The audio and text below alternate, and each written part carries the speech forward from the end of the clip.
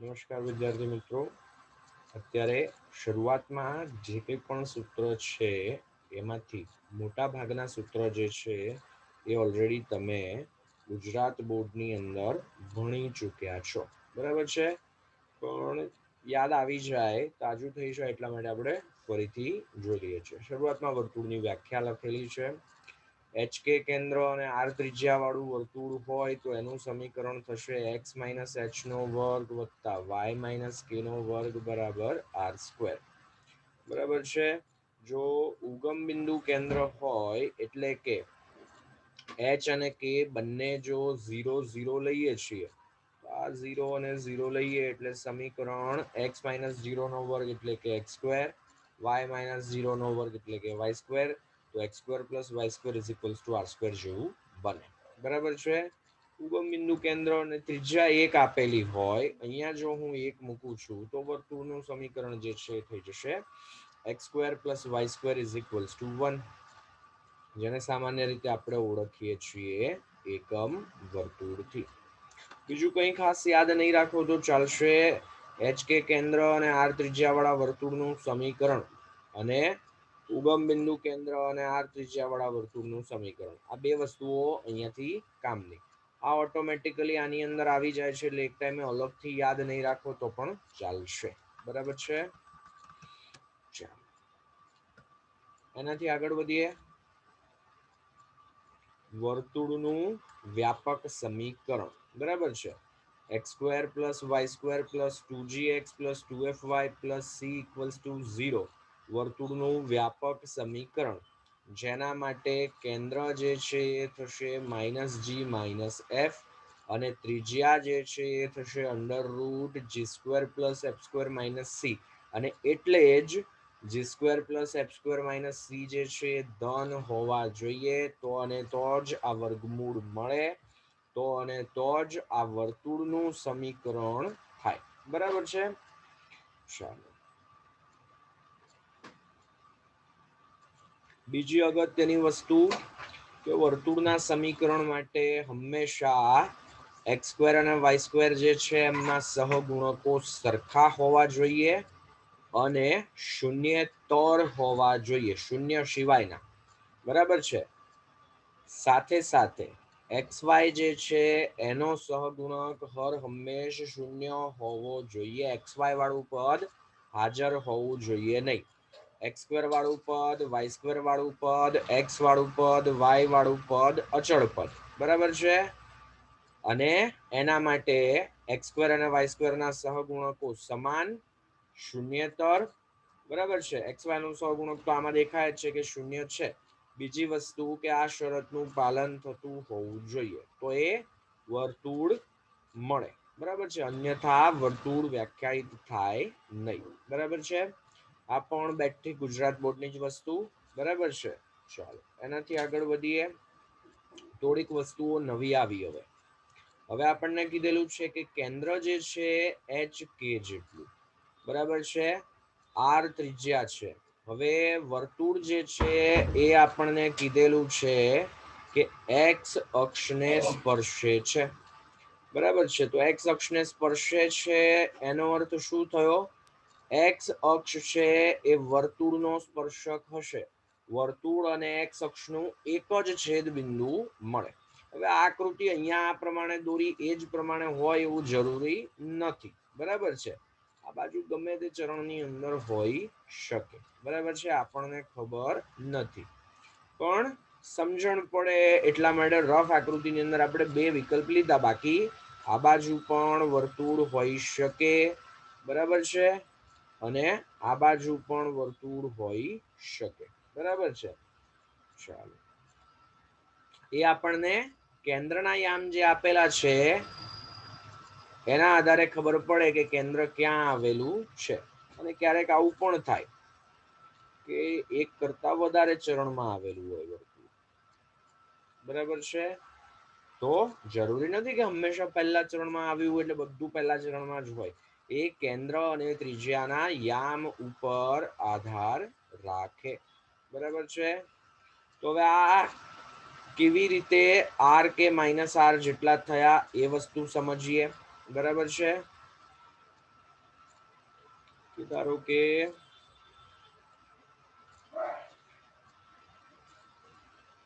પહેલા ચરણની અંદર આપણને વર્તુળ આપેલું છે આ પ્રમાણે, બરાબર છે, જે એક્સ અક્ષને સ્પર્શે છે, બરાબર છે.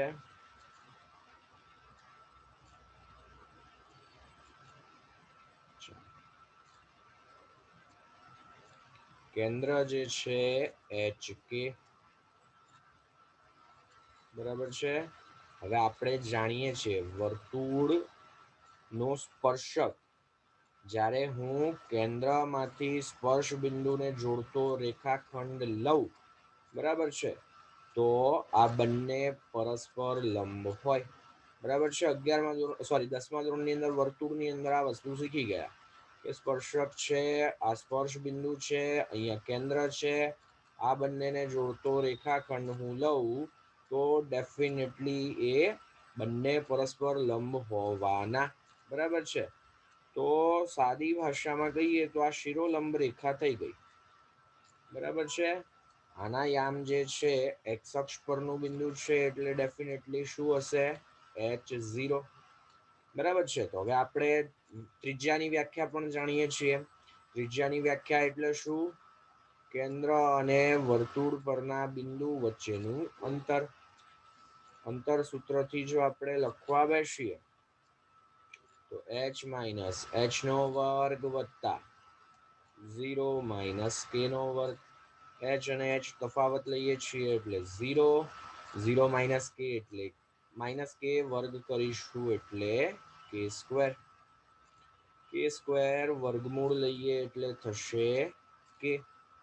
પણ અહીંયા પહેલા ચરણમાં છે એટલે ધન મળે, બરાબર છે. જો આ રીતે ધારો કે ત્રીજા ચરણની અંદર હોય તો એ સંજોગોની અંદર કેન્દ્રનો યામ જે છે એક્સ યામ હોય કે વાય યામ છે ઋણ જ હોવાનો, પણ ત્રિજ્યા ઋણ હોઈ શકે નહીં, અને એટલા માટે જ આપણે અહીંયા માનાંક લઈએ છીએ. તો સાદી ભાષામાં કહું તો વર્તુળ જ્યારે એક્સ અક્ષને સ્પર્શે તે સમયે ત્રિજ્યા જે છે એ મને કેટલી મળે, કેન્દ્રનો વાય યામ જે છે એના માનાંક જેટલી, બરાબર છે. તો એ જ વસ્તુ અહીંયા ડાયરેક્ટ લખી દીધેલી છે, બરાબર છે, કે કેન્દ્રનો વાય યામ જે છે એ કેટલો થશે, ત્રિજ્યા જેટલો. અહીંયા ત્રિજ્યા જેટલો જ, પણ ચરણ પ્રમાણે નિશાની પ્લસ માઇનસ લીધેલી છે. તો અહીંયાથી અગત્યની વસ્તુ કે ત્રિજ્યા જે છે કેન્દ્રના વાય યામના માનાંક જેટલી, બરાબર છે. તો આર જે છે માનાંકમાં કે લખી શકાય, તો કે જે છે આર અથવા તો માઇનસ આર જેટલા હોય, બરાબર છે, ચરણ પ્રમાણે. પછી એક વખત આપણી પાસે કેન્દ્ર છે, ત્રિજ્યા છે, તો વર્તુળનું સમીકરણ તો લખી શકાશે x minus h hall square plus y minus k hall square is equals two r square, એના પરથી લખેલું છે, બરાબર છે. એટલે અહીંયા કેન્દ્રનો યામ જે પ્રમાણે છે એ પ્રમાણે અકોર્ડિંગલી નિશાની આવશે, બરાબર છે. તો જો x અક્ષને સ્પર્શે તો આ કેન્દ્રના વાય યામ જેટલું થયું, તો આનાથી ઉલટું કે વાય અક્ષને સ્પર્શે તો એ સંજોગોમાં શું થશે, અહીંયા કેન્દ્રનો એક્સ યામ, બરાબર છે. એ જ વસ્તુ આપણને પછી આપેલી છે કે વર્તુળ જે છે વાય અક્ષને સ્પર્શે છે, બરાબર છે. અહીંયા પણ 4 શક્યતા ગમે તે ચરણમાં હોઈ શકે, આપણને નથી ખબર, બરાબર છે. ચાલો, તો આ સંજોગોમાં અગાઉ કરતા ઉલટું, ત્રિજ્યા જે છે કેન્દ્રના એક્સ યામ જેટલી ત્રિજ્યા છે એટલે ધન જ હશે, એટલે આપણે માનાંક લઈએ છીએ. તો એક્સ યામ જે છે એ પ્લસ ઓર માઇનસ આર જેટલો હશે. ત્રિજ્યા તો ધન જ હોવાની છે, ચરણ પ્રમાણે એક્સ યામ જે છે એ ધન કે ઋણ લેવાનો રહે, બરાબર છે. ચાલો, એક વખત કેન્દ્ર છે અને ત્રિજ્યા છે એટલે વર્તુળનું સમીકરણ ફરી પાછું x minus h hall square plus y minus k hall square is equals two r square આ સૂત્રને આધારે લખી શકાશે, બરાબર છે.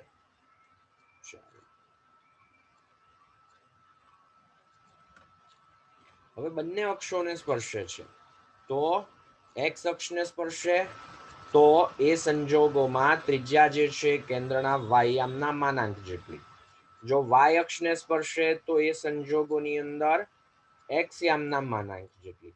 તો અહીંયા બંને વસ્તુઓ થાય છે એટલે કેન્દ્રનો એક્સ યામ છે એનો માનાંક, કેન્દ્રનો વાય યામ છે એનો માનાંક બંને ત્રિજ્યા જેટલા થાય. એટલે કે પ્લસ ઓર માઇનસ આર જેટલા હશે. જે પ્રમાણે ચરણ છે એ પ્રમાણે નિશાની આવશે. પહેલું ચરણ હશે, જો આર આર આર આર તો છે જ દરેકે દરેક જગ્યાએ. પહેલું ચરણ છે તો બંને ધન છે. બીજું ચરણ છે તો એક્સયામ ઋણ, વાયયામ છે એ ધન. બરાબર છે. ત્રીજું ચરણ છે તો બંને ઋણ. ચોથું ચરણ છે તો એક્સયામ ધન અને વાયયામ જે છે એ ઋણ મળે. એક વખત આપણી પાસે કેન્દ્રના યામ છે, ત્રિજ્યા છે, તો આપણે સહેલાઈથી વર્તુળનું સમીકરણ લખી શકીએ. બરાબર છે. અહીંયા પ્રમાણિત સ્વરૂપ લખવા બેસીએ તો x plus or minus r whole square plus y plus or minus r whole square is equals to r square. બરાબર છે. તો કહેવાનો અર્થ એ છે કે અક્ષોને જ્યારે સ્પર્શે છે ત્યારે કેન્દ્રના યામ આપેલા હોય તો ત્રિજ્યા શોધી શકાશે. ત્રિજ્યા અને ચરણ આપેલું હોય તો ખૂટતો યામ શોધી શકાશે. બરાબર છે. એક યામ આપણે નક્કી કરી શકીશું. થોડા દાખલા ગણીએ કે જેથી વધારે ક્લિયર ખ્યાલ આવે. ચાલો, કેન્દ્ર આપણને આપી દીધું છે. બરાબર છે. કે અહીંયા આપણને કહી દીધું કે કેન્દ્ર જે છે એ છે -2 -5. બીજી વસ્તુ આપણને આપેલી છે કે વર્તુળ વાય અક્ષને સ્પર્શે છે.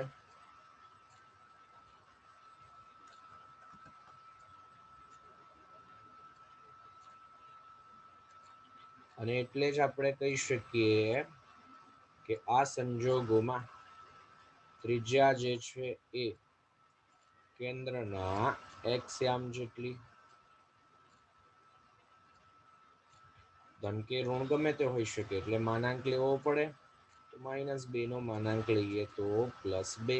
ત્રિજ્યા છે મારી પાસે, કેન્દ્ર છે, તો આ સંજોગોમાં વર્તુળનું સમીકરણ લખવા બેસીએ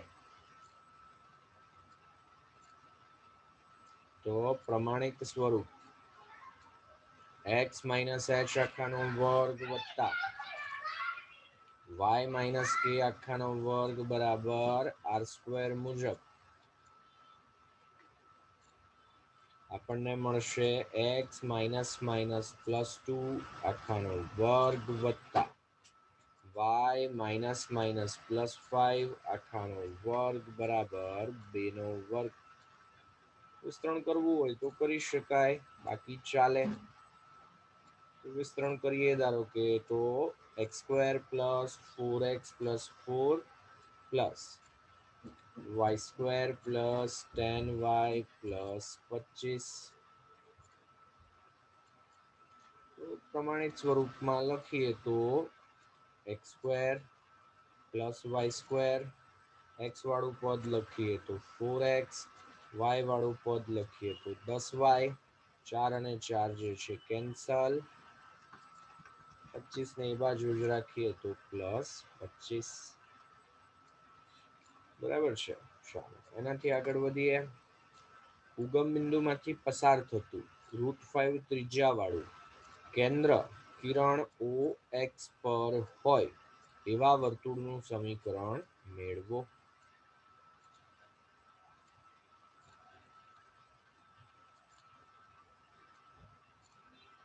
હવે સૌથી પહેલી વસ્તુ આપણને કીધેલી છે કે એનું કેન્દ્ર જે છે એ OX પર એટલે કે ઉગમ બિંદુથી ધન x અક્ષની દિશામાં છે.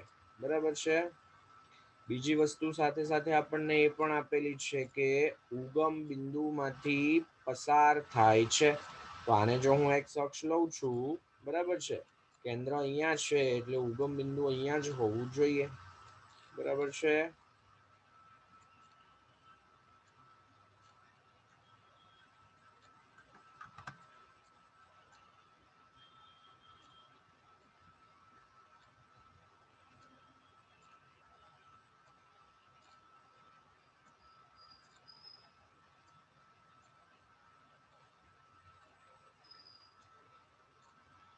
ઉગમ બિંદુમાંથી પસાર થાય છે અને કેન્દ્ર જે છે એ O થી ધન x તરફ, આને સામાન્ય રીતે આપણે દર્શાવીએ x ડેશ વડે.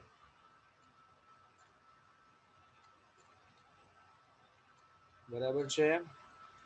ત્રિજ્યા √5 જેટલી છે, તો અહીંયાથી હું ધન x અક્ષની દિશામાં √5 એકમ જેટલો આગળ વધું ત્યારે જઈ અને મને કેન્દ્ર મળે છે.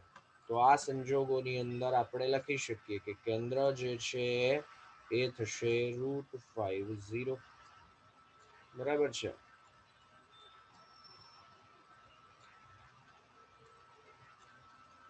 તો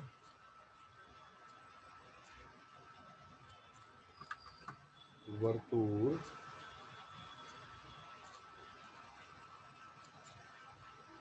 આ બધું છે ને બેઝિક લેવલથી જ આપણે શરૂ કરેલું છે. બરાબર છે, કે જૂનું જે કંઈ પણ આપણે ભણેલા છીએ યાદ આવી જાય. બરાબર છે. ચલો, વર્તુળ ઉગમ બિંદુમાંથી જરૂર ન જણાય વસ્તુઓ તમે સ્કીપ કરી શકો, સમજણ પડે એટલા માટે હું લખું છું. બાકી અહીંયાથી કેન્દ્ર અને ત્રિજ્યા દેખાય, સીધું વર્તુળનું સમીકરણ લખી શકાય. તથા કેન્દ્ર O x પર સાદી ભાષામાં કહીએ તો ધન x અક્ષ પર છે.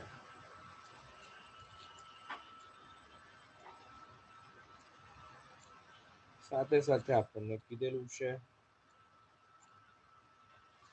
કે ત્રિજ્યા જે છે √5 અને એટલે જ OP જે છે √5 જેટલા થાય. કેન્દ્ર અને કેન્દ્ર અને વર્તુળ પરના બિંદુ વચ્ચેનું અંતર. ધન દિશા છે એટલે કેન્દ્ર જે છે એ થશે √5 0. અને એટલે જ વર્તુળનું સમીકરણ જે છે એ લખવા બેસીએ તો ડાયરેક્ટ જ લખીએ તો x - h એટલે કે √5 નો વર્ગ વત્તા y - k એટલે કે y - 0 નો વર્ગ બરાબર r² એટલે કે √5 નો વર્ગ. પછી આનું જે નાનું મોટું સાદુરૂપ તમારે આપવું હોય આપી શકાય, વિસ્તરણ કરવું હોય તો કરી શકાય. બંને અક્ષોને સ્પર્શતા 3 ત્રિજ્યાવાળા ત્રીજા ચરણમાં આવેલા વર્તુળનું સમીકરણ શોધો. તો વર્તુળ જે છે એ ત્રીજા ચરણમાં છે એ વસ્તુ આપી, સાથે સાથે કીધું કે બંને અક્ષોને સ્પર્શે છે.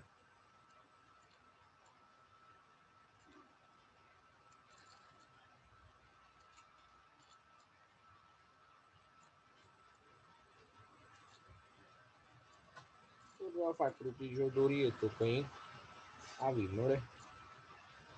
વધારાનું આ બાજુનો પ્રદેશ જે છે એનું કંઈ ખાસ કામ નથી.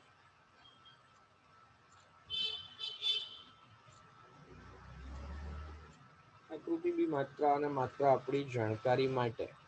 આ સંજોગોમાં આપણને ખબર છે કે કેન્દ્ર જે છે એ થાય -r - r. આપણે અગાઉ જોઈ ગયા. બરાબર છે, કે જ્યારે ત્રીજા ચરણની અંદર કેન્દ્ર આવેલું છે, વર્તુળ ત્રીજા ચરણમાં છે એટલે કેન્દ્ર ત્રીજા ચરણમાં જ હોય. બરાબર છે. તો એ સંજોગોમાં કેન્દ્ર જે છે એ થશે -r - r. તો આ સંજોગોમાં જો લખીએ તો કેન્દ્રના યામ જે છે -r - r બરાબર -3 થાય. બરાબર છે. લખવું હોય તો એક લાઈન આપણે વધારાની લખી શકીએ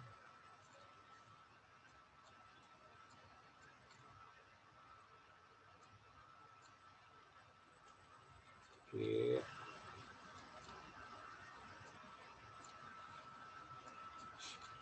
વર્તુળની ત્રિજ્યા જે છે 3 જેટલી અને કેન્દ્ર કેન્દ્ર લખો કે વર્તુળ લખો ત્રીજા ચરણમાં છે.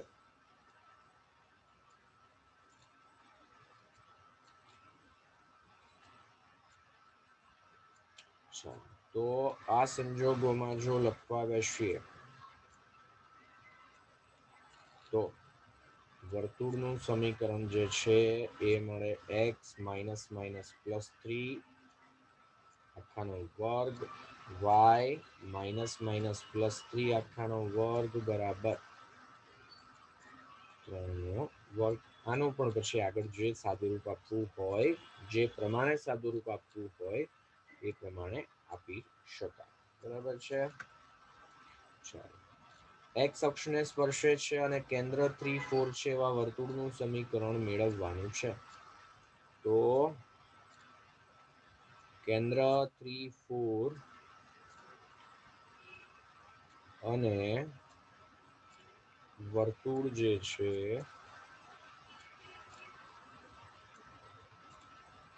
એક્સ અક્ષને સ્પર્શે છે, એટલે જ ત્રિજ્યા જે છે આપણે જાણીએ છીએ કે એ થાય કેન્દ્રનો એક્સ્યામ. એક્સ્યામ 3 છે, માનાંક લઈશું 3 જ થવાનો છે. ત્રિજ્યા પણ છે, કેન્દ્ર પણ છે. તો આ સંજોગોમાં જો લખવા બેસીએ તો વર્તુળનું સમીકરણ એ થશે x માઇનસ 3 નો વર્ગ વત્તા y માઇનસ 4 નો વર્ગ બરાબર 3 નો વર્ગ. પછી વિસ્તરણ કરવું હોય તો કરી શકાય, જે નાનું મોટું સાદુરૂપ આપવું હોય તે આપી શકાય. બરાબર છે. આનાથી આગળ વધીએ. બંને અક્ષોને સ્પર્શે છે અને ત્રિજ્યા જે છે 5 જેટલી છે. કેન્દ્ર વિશે આપણને કોઈ કીધું નહોતું એટલે 4 વિકલ્પ લેવા પડે. પહેલી શક્યતા કે કેન્દ્ર જે છે 5, 5, ત્રિજ્યા જે છે તો 5 જેટલી છે જ. આ આપણે લીધું કે કેન્દ્ર એટલે કે વર્તુળ પ્રથમ ચરણમાં. ઇન શોર્ટ, ઇન જનરલ લખવું હોય તો આ રીતે લખી શકાય. બરાબર છે કે ત્રિજ્યા r જે છે 5 જેટલી તથા વર્તુળ જે છે એ બંને અક્ષોને સ્પર્શે છે. અને એટલે જ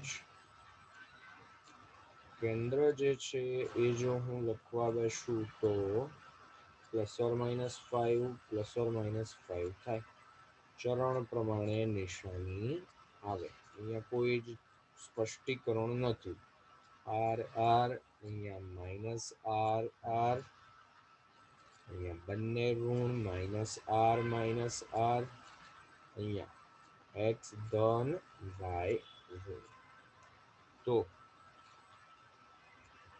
આ સંજોગોમાં લખવા બેસીએ તો વર્તુળનું સમીકરણ x, હવે +5 -5 બાદ કરીએ છીએ એટલે માઇનસ ઓર પ્લસ લખો કે પ્લસ ઓર માઇનસ લખો, કંઈ ફરક પડવાનો નથી. પ્લસ પણ આવી ગયા અને માઇનસ પણ આવી ગયા. માઇનસ પહેલા લખું કે પ્લસ પહેલા લખું એનાથી કોઈ ફરક પડતો નથી. y +or -5 આખાનો વર્ગ બરાબર 5 નો વર્ગ. ચરણ જે પ્રમાણે હોય એ પ્રમાણે અહીંયા મારે નિશાની લેવી પડે. કેન્દ્રની નિશાની એ પ્રમાણે લેવી પડે. બરાબર છે. ચાલો, તો આજનું લેક્ચર જે છે અહીંયા સુધી રાખીએ છીએ. સૌથી સહેલા ટોપિકથી શરૂ કર્યું છે. નેક્સ્ટ લેક્ચરની અંદર સ્પર્શકોની સંખ્યા અને વર્તુળોની સ્થિતિ એટલે કે અંદરથી સ્પર્શે છે, બહારથી સ્પર્શે છે, એક બિંદુમાં છેદે, બે બિંદુમાં છેદે, છેદ બિંદુ ન મળે, એક વર્તુળની અંદર બીજું વર્તુળ છે, બરાબર છે. સાદી ભાષામાં કહીએ તો છેદ બિંદુઓની સંખ્યા. જ્યારે બે વર્તુળ મને આપેલા હોય તો સામાન્ય સ્પર્શકોની સંખ્યા અને છેદ બિંદુઓની સંખ્યા, આ બે વિશે ચર્ચા નેક્સ્ટ લેક્ચરની અંદર કરીશું. પણ એ માટે તમને વર્તુળના વ્યાપક સમીકરણ પરથી કેન્દ્ર અને ત્રિજ્યા બે વસ્તુઓ શોધતા આવડવી જોઈએ. યોજના એક ગુજરાત બોર્ડ એકદમ ફરી પાછું તાજું કરી લેવાનું, બરાબર છે. આપણે અત્યારે અહીંયા જે ચર્ચા કરી g² + f² - c વાળી, બરાબર છે. તો વર્તુળના સમીકરણ પરથી તમને કેન્દ્ર ત્રિજ્યા બંને વસ્તુઓ શોધતા આવડવા જોઈએ, બરાબર છે. તો અને તો જ નેક્સ્ટ લેક્ચરની અંદર આપણું કામ થશે, બરાબર છે. ચાલો, તો આજનું લેક્ચર આપણે અહીંયા સુધી રાખીએ છીએ.